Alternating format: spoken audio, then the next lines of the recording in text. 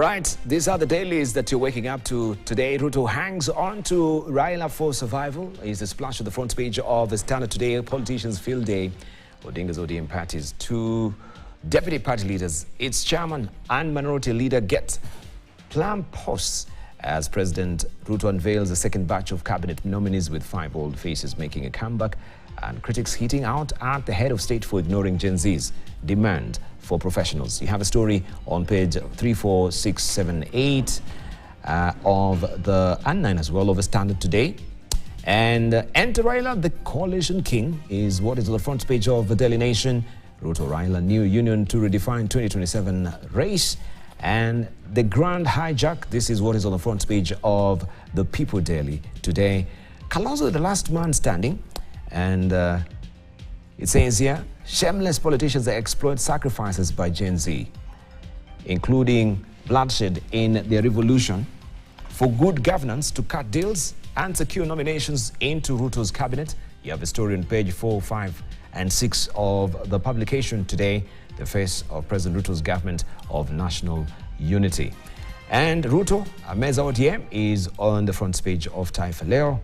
And India Farm targets 18% annual return in JKI deal. We began by also looking at this with Patrick Kubath, just giving us a full scoop of what is currently happening as far as also disclosure is concerned with some of his contractual agreements that the Indian Farm is going on the model of build, operate and transfer. That is a contractual agreement there, but we have no inkling of what this agreement is all about. Then questions will be raised much later, where the government enter into a deal and Kenyans do not have any comprehension of what those particular deals are. These are some of the probing questions that everyone is asking right now.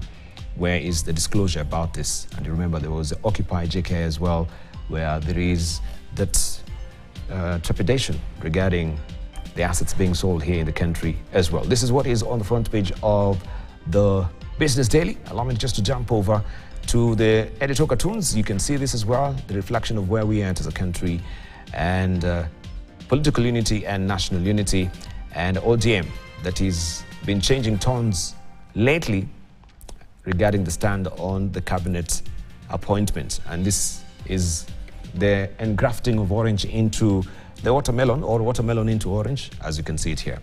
Patrick, I know you'll be leaving, so I will want to make use of you more and more moving forward so that we can actually get an inkling of what is currently happening. Let's talk about the new appointee of Treasury, John Mbadi, who has been, of course, a very critical, should I say, criticizer of the current administration when it comes to matters to do with the finance bill. He's been there raising hesitations and reservations, and the capping criticism that we've been receiving from him, was just spectacular. From the skunk that Ruto has appointed when now they were waiting, and now to him joining government right now. Now, it is akin to what President Abraham Lincoln did. You get to your fiercest critic who has been, poking holes at your administrations and your policies, and you tell him, okay, I'm giving you this sporting chance to come and rectify because you can see it more clearly. Can you come and sort of swing your magical wand? So he's been given that magical wand now to do. What do you think? I always criticize with a solution. Mm-hmm. That's the best way of criticizing anything, is criticize with a solution, not criticize with criticism only. And the only reason I ever do that is because this might happen to me one day. That, you've been the fiercest critic. And all of a sudden, now here it is. Here it is. Right? And I've got to establish my credentials from scratch. Yeah? Whereas if I criticize and people know my principles and why I'm operating in that particular area, yes, then I will be seen to be the right person to go in, and at least I've got some ideas on what needs to be done. Yes. So my good friend, John Mbadi, he has been thrown into the deepest hole that one can be thrown into. And the traditional ways of solving the tensions that exist within the economic sphere of this country may not necessarily be the ones that work. You've got the World Bank-driven items. You've got the ones that are driven by the advisors within government and whatever it is. You've got this whole plethora of people who are telling you the way it should happen. And the rest of the world is telling you cut your costs. The other side is and he's got to balance those two. Cut your costs on one side and be creative around how you're going to raise money on the other side. Mm-hmm. Balancing that is something that governments have been doing since governments were formed around the world. And even now, you find most economies are struggling in terms of trying to balance that. And the biggest problem that they have is production is the key to a successful country. Mm-hmm. Nothing else. Production is the key to a successful country.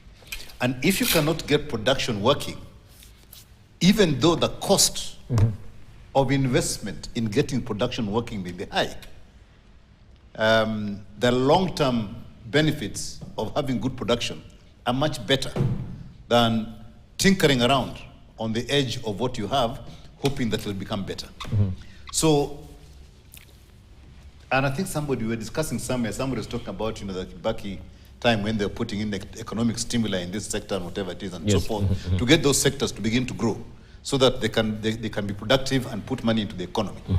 Ideally, that is what my good friend John should look at when he gets in. Two key things. One, get production. Look at production and put in what is required to get production going. And it may mean other things may suffer. But you invest now, and within about 2-3 years, you're beginning to get your returns.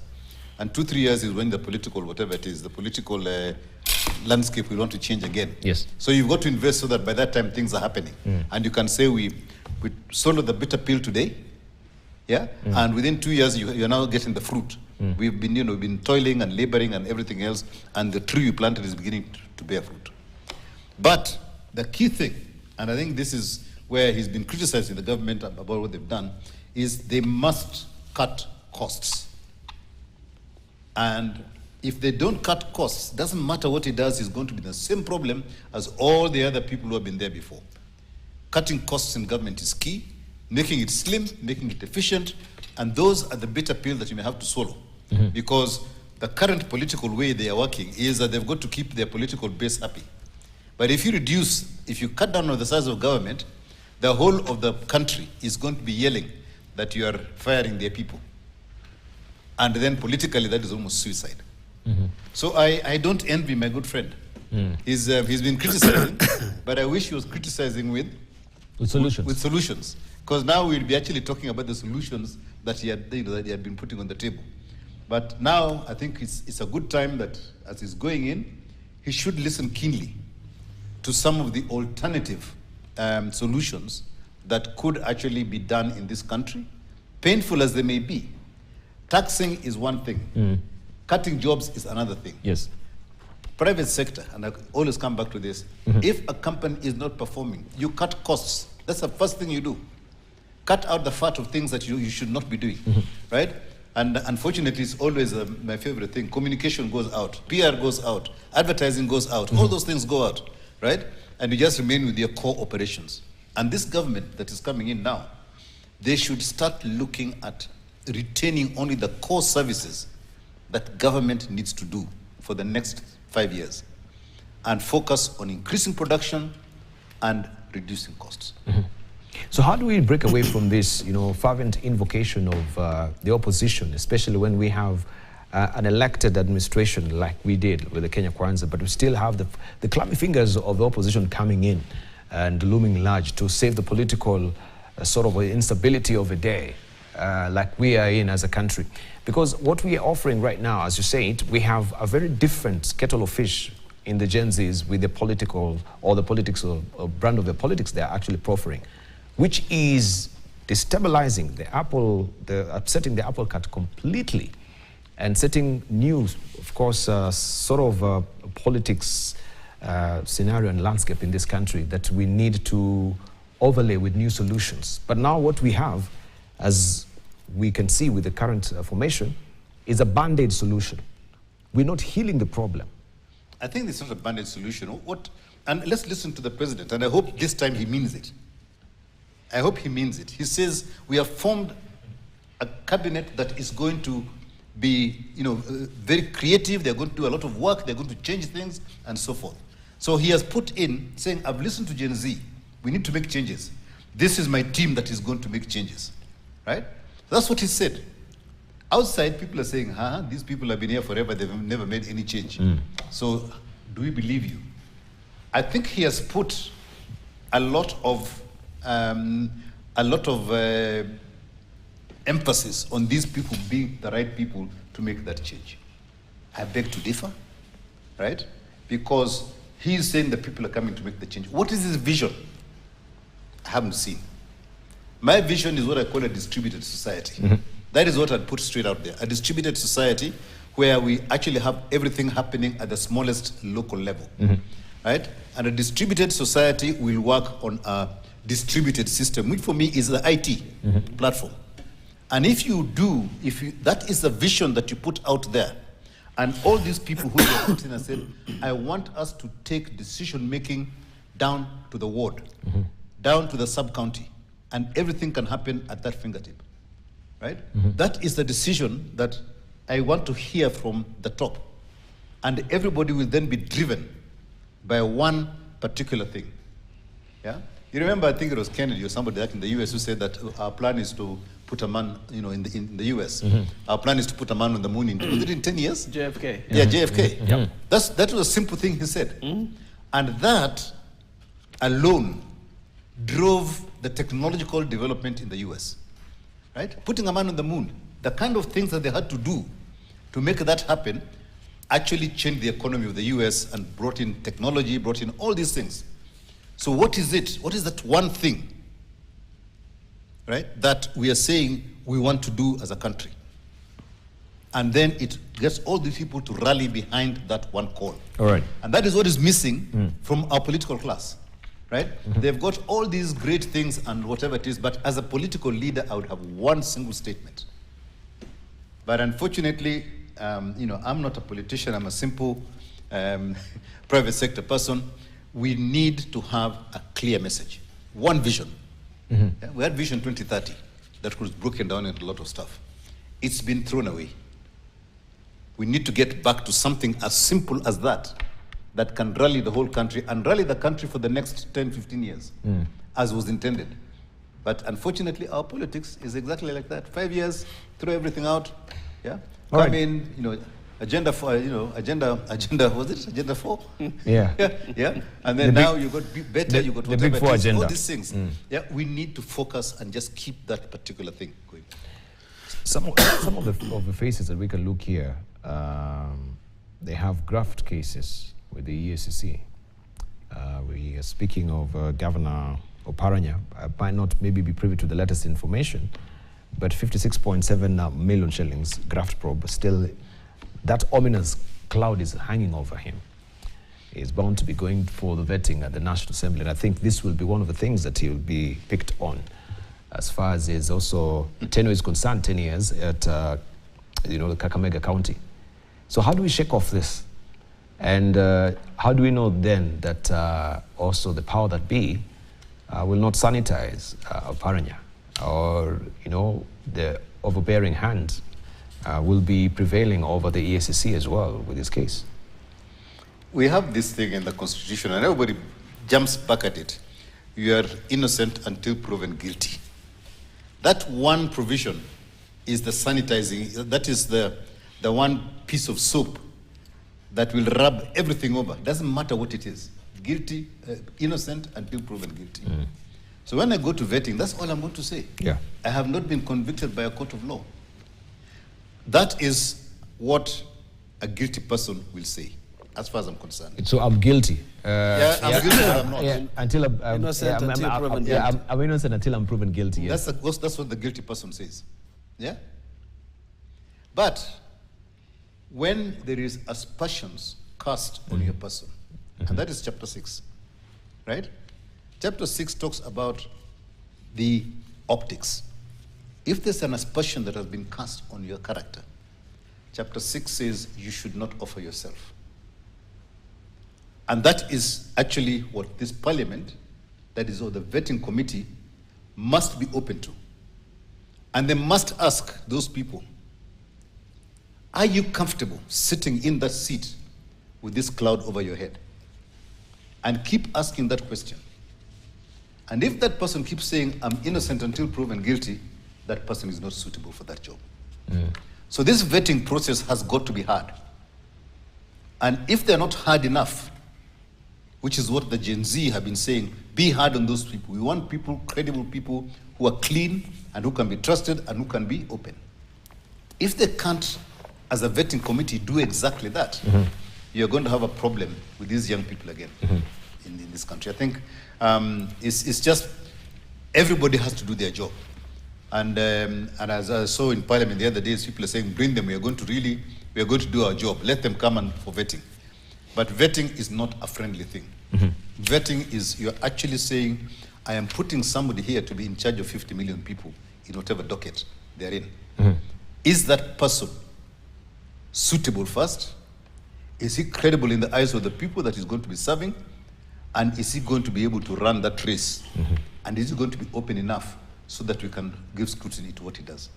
And I really think that these vetting processes that you're going to go through should not be treated. And I've seen already, when you look at the adverts in the newspapers that came out today, they're saying that they're going for an approval hearing, which I find rather strange. When it's written, headed from Parliament, saying that this is an approval hearing, it completely sort of goes away from the from the objective that is there. Every single newspaper has got it. That's the way it has been crafted from Parliament. It's an approval hearing. And I think one of them has got in bracket vetting.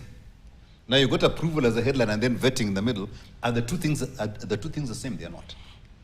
So this, the whole thing that is happening here is a circus, as far as I'm concerned.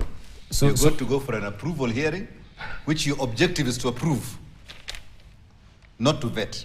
Not to vet. Look at it in the newspaper. It says approval. I saw it. So this semantics also, we should look semantics, there's little things there that already... There's something inherently off with that particular... Yeah. Yes, okay. With that particular thing, there's a lot. And I think this is where really the current leadership of the country was expected to take a tectonic shift. Yes. Right? And really do things that people say, yes, this is so different from the past. What you're seeing here, more of the same thing. More of the same thing. Thank you, Patrick. I think I better leave you right now because I'm going to be hanging out with Bunyasi Sakwa and Professor Dominic Mwenje for the long haul until, of course, 8:50. Milokero is somewhat feeling rough as well. Don't rule me out fully, you never know. I will come back. All right. I won't rule you out fully. So thank you so much. We want just to release Patrick a bit, then we continue with this. Let me just pick up from where Patrick left, and just to get the general reactions as well, because what we got was just introductory remarks much earlier. And I know we have the two books as well. So I will swing it over to you to just tell us, first of all, also you are in that particular National Treasury. That's where your office is as the chair of pension funds, CBK, falling smack dab in the middle of what you're doing as well. You have a new boss. So you better be on the good side of the ledger. But let's just begin from there.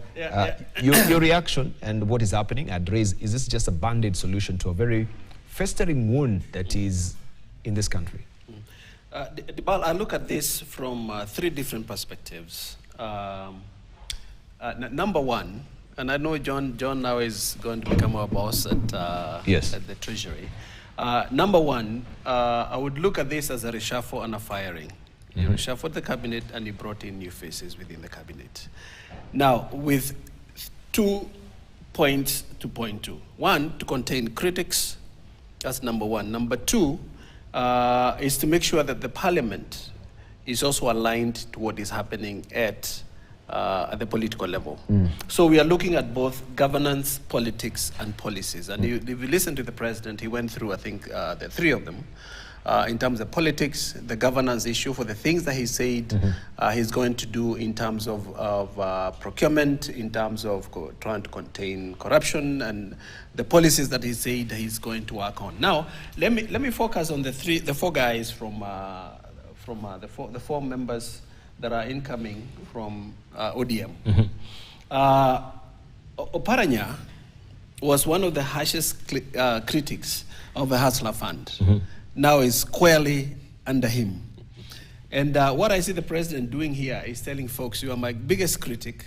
Now here's the docket that you are very loud on. Please show us how to move ahead on this one. Number two, the incoming energy and petroleum CS, or Pio Wadanyi, he was one of the loudest critics of the fuel levy in Parliament. And also being a minority leader also, he led the assault on the same from the budgetary point of view and the levies point of view. Now he's squarely right in there and he's being told, now, my friend, here's the thing, you are loud in Parliament, you criticize what I was trying to do, please now fix this. Now go to Bandi. Bandi was the biggest critic of Professor Njuguna. Now he's in that seat, and so I think the president now is looking at, my friend, you one of the biggest critics of the last CS of a budgeting process. Now this is in your docket. Please fix it. The other one that people have not actually looked at is Murkomen. Murkomen was the biggest target with the Gen Z in terms of his lifestyle and all those other things that they were talking about. Now he's in charge of youth. Is it not really raising the middle finger to the Gen Zs? Now he's in charge of youth. Now he's being told, now you have to contain the Gen Zs. And if you can't contain the Gen Zs, and because you're my friend, this is my opinion, because you're my friend, if you can't contain the Gen Zs, then I have a right to tell you now you can march out. Now, two people are going to be very important in this new cabinet to make sure that some of the demands for the Gen Zs are met. That's going to be Oparanya and Murkomen. Now, Oparanya has the Hustler Fund, the MSMEs, and that's where jobs are created. Murkomen has a youth docket. When those two work together to create now an environment where we are creating jobs, especially for MSMEs, then we can be able to contain some of the unemployment problems that we have in this country. And when I look at that, go back to what my brother was talking about here in terms of production. If we don't create jobs for this youth, we're still going to have problems a year or two from now. So we have to create an ecosystem within the budgeting process, within the ministries, and not only just one ministry, all the ministry, and especially the agriculture ministry, MSME ministry, with the cooperatives, and the youth ministry, to come up with programs and investment strategies that are going to create jobs. If we don't create jobs, the same problems we have now are going to persist for the next so many years. And I'm sure the president probably has a plan on creating millions of jobs. We just need to know how he's going to execute that and who is going to be responsible for doing that. Most likely, it's going to be on Oparanya's side because of SMEs. I've always said, and I've said this many times, in the US, the Small Business Administration that deals with small businesses is a fully functioning department within the presidency. And what that does is to promote small businesses. And we know in the US, MSMEs create more jobs than the larger corporations. And that's where the small and medium-sized enterprises drive the economy. If we are to take the same approach and we devote all these productive capacity to the smallest units in the country, and that's why when we wrote the bottom-up approach to economic development, we are looking at the micro enterprises at the ward level, at the village level. How do we empower these people at that level so they don't feel the need to look to the national government for solutions, because we have taken solutions down to the ward level. And when we invest at the ward level, and our plan was calling for an investment of probably about 300 billion within 5 years and create millions and millions of jobs within a very short period of time and have an impact at the very local level. Now, that's an ecosystem that takes what I call the behavior integration amongst all the members of the administration, all the members of the cabinet from each part of the cabinet, there has to be a concerted effort to grow this economy. If it is with the power part of the ministry where energy, where Odanyi is right now, the issue of MSMEs not being able to meet their bills because of the power bills, and I'm telling you because I'm a MSME myself as well, and the power bills are killing this country's small businesses. So the question is, what are we going to do as an ecosystem to create an environment where these small and medium-sized enterprises are able to create those 5, 6, 10 jobs that will absorb all these youth that we are talking about? In the absence of that, and if we play politics as usual, it is not going to happen. And these young people are going to continue being as upset as they are today. Right. But interestingly enough, that you mentioned the bottom-up economic agenda, right? That is the beta, they normally call it, transformation agenda. You were smack dab in the middle of crafting the bottom-up. We did. Yeah. From what you envisioned as the professor and the team that crafted the bottom-up economic agenda, and where it is right now, 2 years down the line, was that an utopian reality? If utopian and reality can hang together, for that matter, yeah. Because now it seems very. We had this florid oratory from the president regarding the bottom-up economic agenda, but now when it comes to the reality of implementing this particular agenda, that is a different kettle of fish altogether. And that's why I said behavior integration among the people who are leading this country is very, very important. The oneness of thought is extremely important. With the bottom-up, actually the first model that we wrote was empowerment of the youth at the ward and village level in 2015, and we shared that with several governors in 2015. Then in 2020, we wrote the second model, which was bottom-up economic empowerment. And that is a sector-based model that allows for you to create jobs at different sectors. Like you said, we have an ecosystem. We look at each sector at a time. And each sector at a time means you look at how you uplift people from at the very bottom. You make them what we call economic citizens. They start making a contribution to the national development by creating jobs and also by being productive. So they become taxpayers. What do you do with that? You expand the tax base.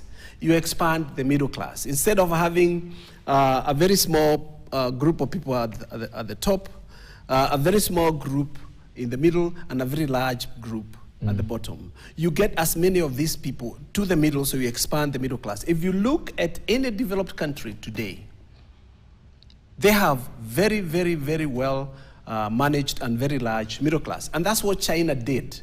If you look at China from 2005 to 2015, when they decided they're going to expand the middle class, their GDP doubled from 6.72 trillion in 2005 to about 13 trillion in 2015.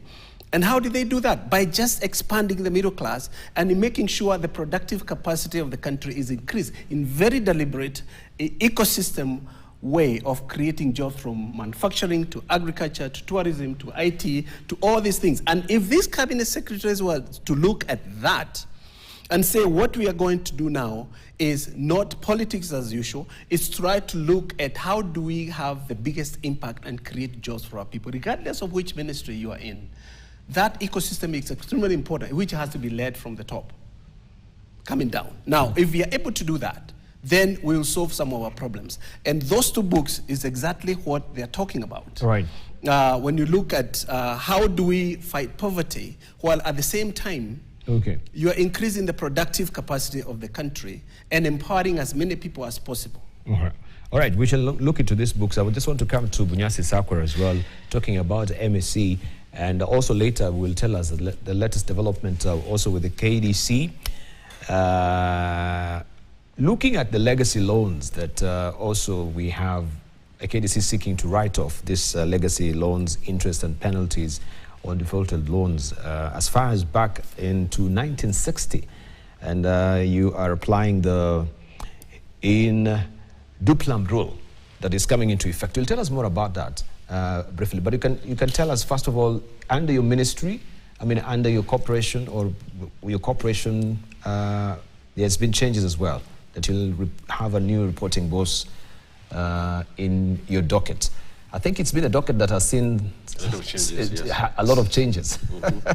From CS Courier, and then went to Miano, and right now we're talking about Mvuria. So musical chairs has been operating there. So in terms of warming up to the new ministry or the new minister, I know that it will take time as well. But you can tell us, first of all, what is happening under your docket, briefly, just to update us. Yeah, okay, I do that. But just and your reactions, yes, please. Allow me to sort of reach back a bit and then pull this in. I personally believed strongly in the bottom-up economic model. Maybe not in its detail, but in its major thrust, that for the first time since we got independence, although we knew this as we're getting independence, as early as the early 60s, inequality, the income inequality, the maldistribution of income, where probably 80 or perhaps 90% of the people were right at the bottom, and maybe the top 1% or 2% then were getting 90% of the income. It got worse over the years, but we didn't tackle it directly. So I was encouraged by the fact that for the first time, our policy framework will begin to focus on the lowest cadre of society, where even as we speak now, probably 60–70% of our population really survives in. And it does not mean that you don't do anything else, but it means that you do things that touch on these people. They'll affect their livelihoods, health, education, food security, very, very essential ones. And then other things also follow. But you also must deal with the top. You have to flesh out the big institutions, beginning with the central bank, for example, on how they relate to everybody else in the economy, plus how they promote things that will be of value to this category. It doesn't mean it's either or, but that for the first time, we had put this on the radar. Now, that's going to get mixed up a bit, because now we have a minister in charge of MSMEs, SMEs, small, medium, micro, MSME, to spearhead. Obviously, he's not going to be really spearhead that because he doesn't believe in it. But I hope that he will be railroaded into action by the macro policy that the president must continue to provide. I am disappointed that we are going to derail ourselves from what was a clear policy and ideological approach to some hodgepodge of people simply earning their salaries and appearing busy and so on. That is one. Two, I'm happy, of course, that they have brought in Honorable John Badi. I know Badi very well. We served together 2 terms. He had been there a term before me, and he's still there. He was doing his 4th term now. He's a reasonable person. He's a passionate person about what he's supposed, and I hope that he brings that passion into finance. What are to be the priorities? In my view, one of our destabilizing factors has been the need to tax more to finance faster development. And that's broadly, you have to get in the revenue, and taxation is definitely one of those, but maybe the tactics became the problem. Let me not go there for now. Let me stick with the fact that one of the big areas is not the big ideas about taxation, it's spending bills. If you don't pay pending bills, you're contracting the economy. The private sector, mostly, is spending money to get things done, but you're not reimbursing them. So they wind down their activities to a point of halting, plus some of them have literally gone out of business.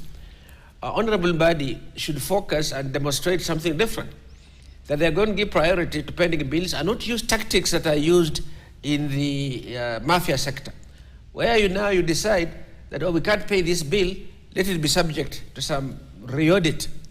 It had passed all of the requirements. There were certifications of readiness and so on.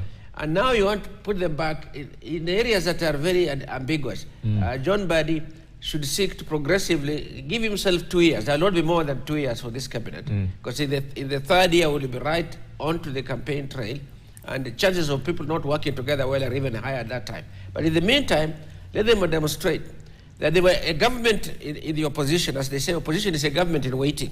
Now we have got out of those the very head of the finance docket, is the chairman of the ODM, which is a major part of Azimio, that government in waiting that was there. Now he's there.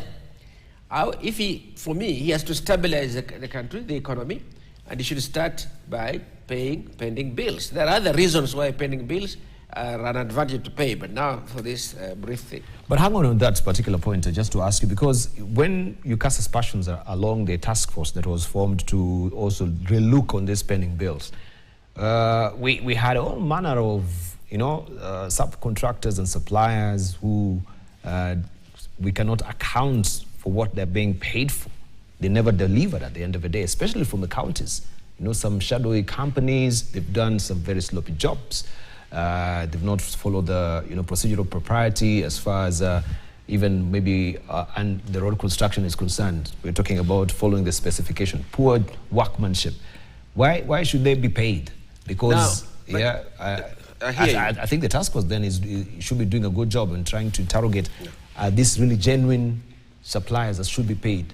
The task force is not in a position to re-verify things that happened 10 years ago, even 5 years ago, perhaps even 2 years ago. It's going to be back and forth. You did this, you didn't do so. Time has passed. There are processes that need to be followed of certification. People on the ground know what was not done. Why don't you go for the person who certified that work was done and then somebody was paid? Those guys are busy enjoying their money someplace. And you're now harassing the contractor who in the first place might have gone to a bank to get a loan to help finance this in anticipation of being paid. And I think it is a selective application of the law, as it were. If we're applying the law correctly, we will not end up with a pending bill on the reasons that we don't know if you did the work. Supposing you're doing road maintenance, Maram roads, which you do every season, before every rain season or after the rain season, you do that. And now it's 2-3 seasons, not even 10 years, 2-3 seasons. You can't go back and prove that this bush that you see growing here is a new one, is younger than I had removed them earlier, and so on. Maybe you did, but you weren't paid at that time. Somebody certified. Those people who do the certification and share in the loot are the problem. That's a simplistic example to illustrate the problem. That there are mechanisms and processes we can apply the law and nip it in the bud, not wait for it to become a historical challenge as it is.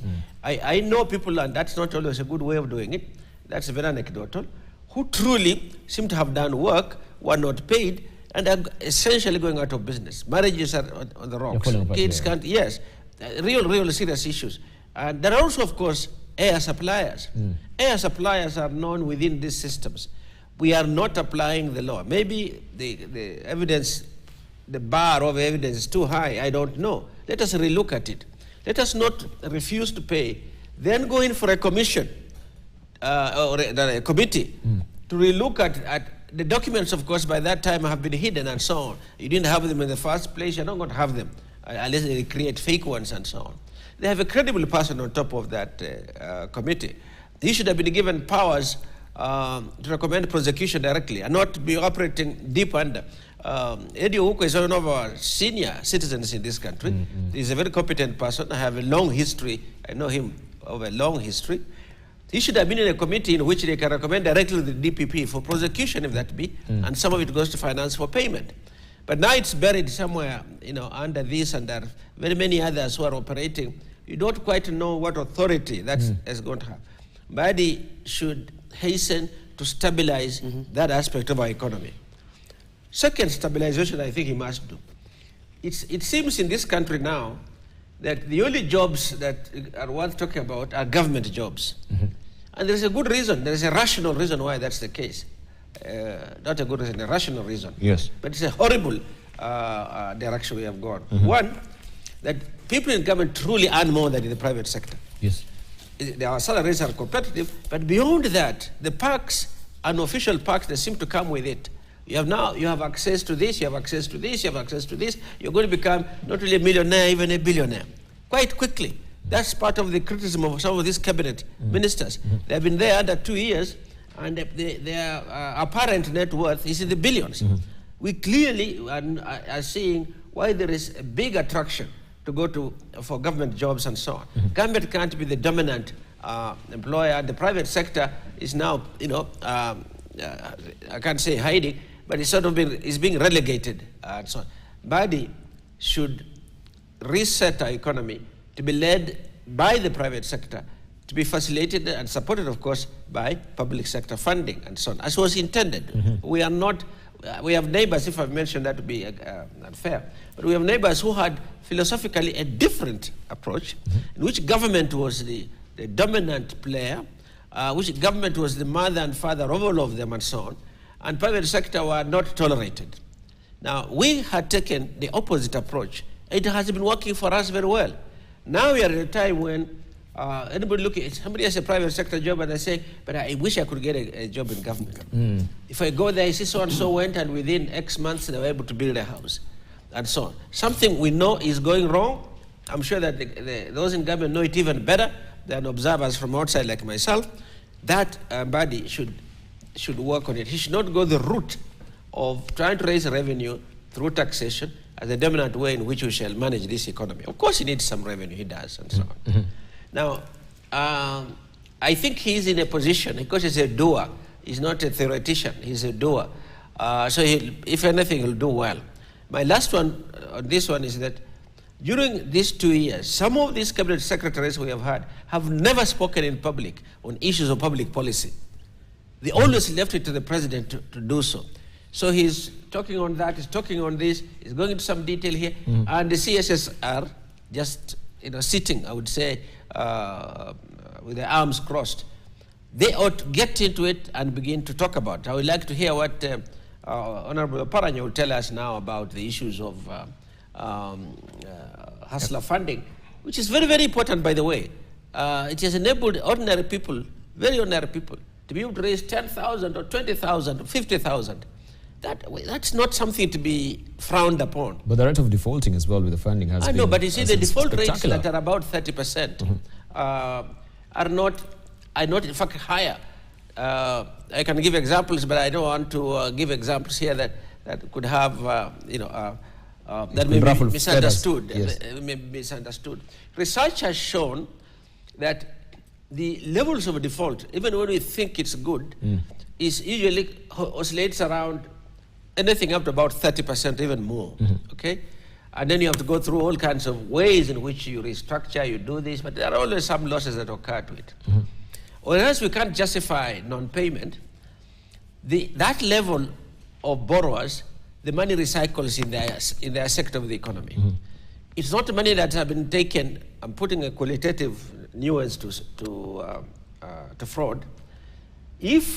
If somebody has made $100 million, as we were told, some cabinet minister had got $100 million bribe, this is not verifiable, not yet verified at least, that money goes overseas. It's a leakage from the economy.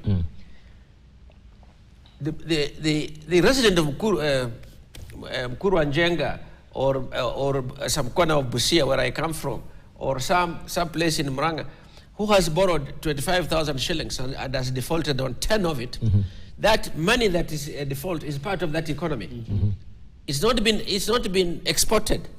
So there is a qualitative differentiation on this, and we are not saying it to encourage it, but just simply saying we can't allow the elite that's already benefiting excessively from government to point a finger and say, oh, you wanted to reach those people down there. Look at the default rates, they are 30%.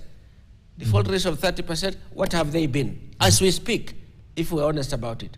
And if we looked at what the Auditor General is telling us all the time and we ignore, it would be a completely different ballgame. So I think that this government has to demonstrate. Now, ideology is not going to be a relevant thing right now.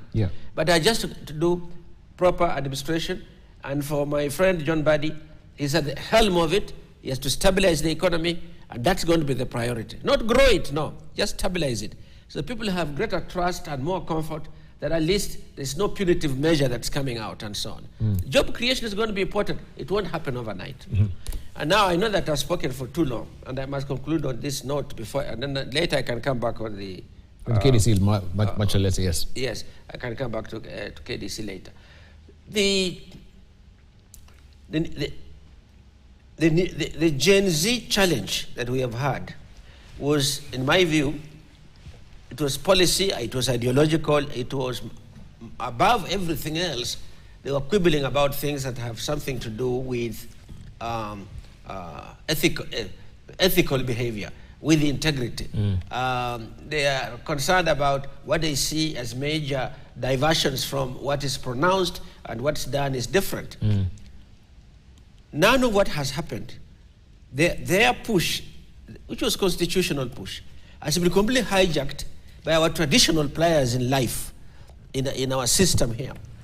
And none of what, nobody should now pretend that we have changed this, that we will appease the Gen Zs. They are talking about policy distortions in their view, having a policy of public expenditure or public policy that seems to take away from even the poorest ones, because the consumption taxes take from from everybody who consumes anything, and wealth is being amassed in a smaller group. And this can be calculated, professors here. You can estimate what has happened in any period you take, whether money has moved into or out of certain sectors of the economy, not necessarily economic sectors. They may be simply be population groupings. How much has the bottom gained relative to the ones at the top? And the data that we seem to get in Kenya is actually, it accentuates the maldistribution. That it's these lower levels here that are paying out, and who are the gainers? The gainers are us in the middle class and above and so on. And you can see how dominant and dismissive people, they say bottom up and they say bottoms up to ridicule what's happening, but they're not thinking about what Kenya would be if it's 50 million people were all participating in the economy. Even our neighbor in Uganda said that. He said, all these high-flung approaches you have got in his view are not right. Uganda had at one time 68 or 70%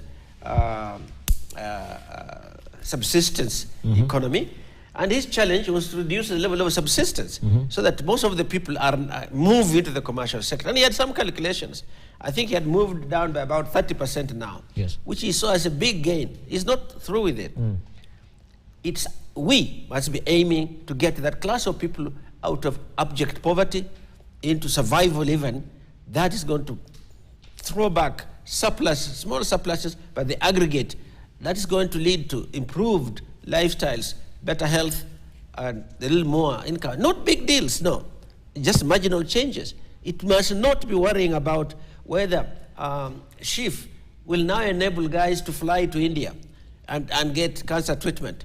Who's going to fly to India? If SHIF says we're going to pay for you the clinical costs, but you have to fly, who's going to be able to fly to India and pay for themselves? We are still dealing with that upper class that ought to insure itself privately, and that the insurance we have reaches those down there who are they'll be stuck on malaria. You need 1,000 shillings to get the course done, and they don't have it. The child will die because they couldn't get that money. So we have to reset our economy to focus the correct way. And I think the focus on the bottom up, if thought through, was the right thing to do. So this cabinet, for me, has the disadvantage that it has no ideological commonality. But I do hope ideological commonality. There isn't. But I do hope that they realize that the voices from the Gen Z could be validated from the point of view of a section of our society, a lot of whom have gone to school, that felt that they are not getting sufficient opportunities, it's not reaching them quickly enough, and that's why it should go. They should help the president to get to those people. Thank you. All right, thank you. We've ticked up to 8 o'clock right now. We're going to take a short break. But of course, when we circle back, it would be nice for you also to just expound on what you really mean, that this current cabinet, as it is right now, has no ideological commonality, that it might be flying way over our heads as well, so that we can get a gist of it. But also critically, there has been debate. When we saw the previous administration, and we had the previous central bank governor, Dr. Patrick Njoroge, decrying the fact that, the coffers were plundered. They were plundered. And there has been a debate on whether we should have central bank and the treasury, or we can actually decouple central bank from treasury and run as an independent.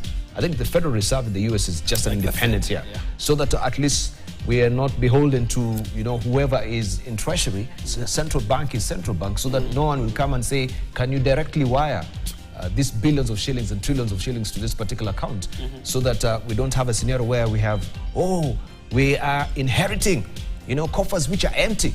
We want to know how did they go empty in the first place. So I think that will be critical, even as it takes a center stage there at Treasury to try and give central bank its own indemnity and of course insulate it from most of the political intrigues of the day. We take a short break right now. You're watching Sokoni here on Morning Prime. When we circle back, we continue with more analyzing and seeing how this current constitution of the cabinet is going to deliver the president's dream and a vision of bottom-up economic agenda that they do have as well. So will it just be another political gesture of a day to pacify the Gen Zs, or it is speaking to realities of the day? We take a short break.